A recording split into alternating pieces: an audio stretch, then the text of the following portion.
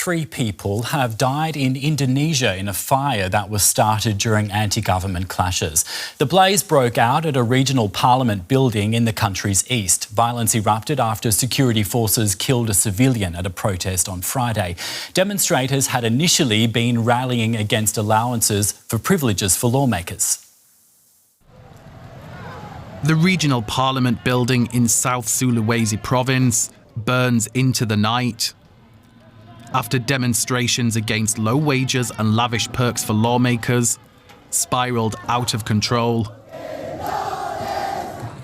It was here in the Indonesian capital Jakarta where an armoured police vehicle like this one ploughed into a 21-year-old delivery driver, Afan Kurniawan, leaving him dead. He wasn't part of the demonstration, just doing his job when he was hit and killed. This is his funeral, Jakartans mourning not just a young man, but a tragedy that has deepened the unrest. We are very disappointed in all law enforcement agencies, especially the police chief. Please pay attention to this. These drivers are also human. We demand justice for Afan. Those responsible for running him over must be tried fairly and dismissed from their jobs. Afan's death has ignited national outrage. President Prabowo met his grieving family. The pictures shared across Indonesia in a bid to calm the fraught tensions on the streets. 7 police officers have been found to have violated professional ethics, as one young man's death has become the symbol of a nation's fury, and that fury is still burning. I'd like to welcome Abigail Limuria now, the co-founder of the independent media platform What Is Up Indonesia. She joins me from outside Jakarta. Welcome to you. Could you tell us a bit more about the anger behind these protests? Because it's, of course, linked to the tragic death of this delivery driver on Thursday, but it's, of course, bigger than that. Where's the fury coming from? Yeah, so obviously the fury has been building up for months now. It has been the result of both economic and political frustration.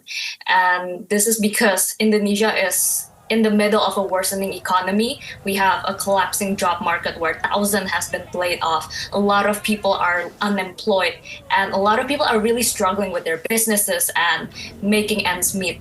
But instead of compassion from their representative, a lot of these people are met with policies that not only worsen their conditions, such as the attempt to raise taxes from like the land and building tax, for example, across cities, but they're also met with mockery and indifference and arrogance from their representatives. So for an example, one of their representatives said that those people who are protesting, trying to fight for a better life, they said that those people are idiots.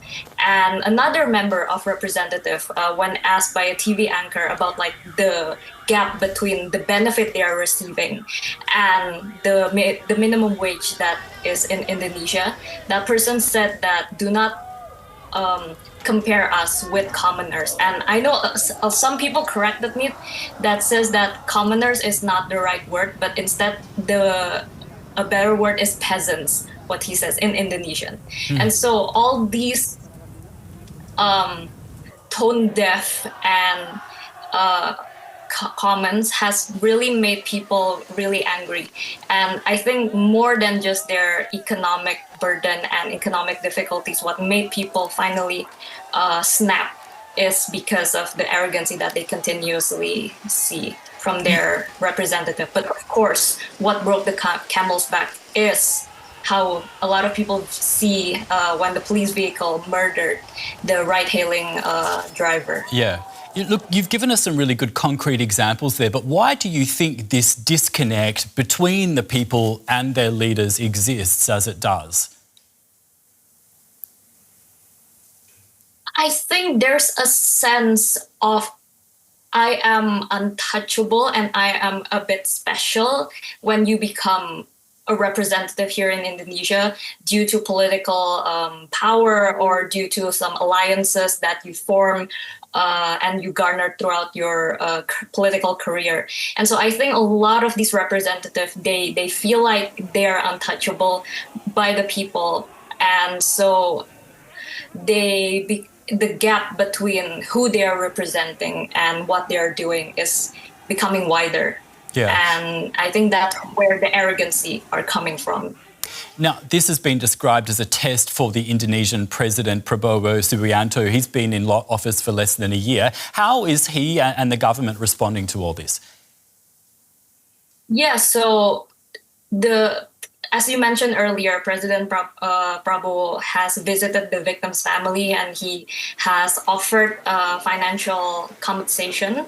And he also issued a public statement that he posted on a lot of accounts in Indonesia.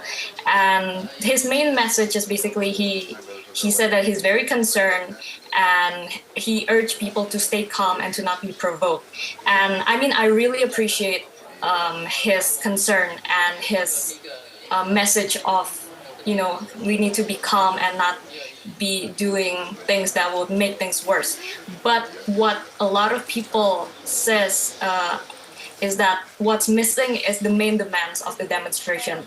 It's unfortunate that he did not address the core issues, the main demands that the people are actually asking in his statement. We've been speaking with Abigail Limuria with the media platform What Is Up Indonesia. Thank you so much for your time, Abigail. Thank you.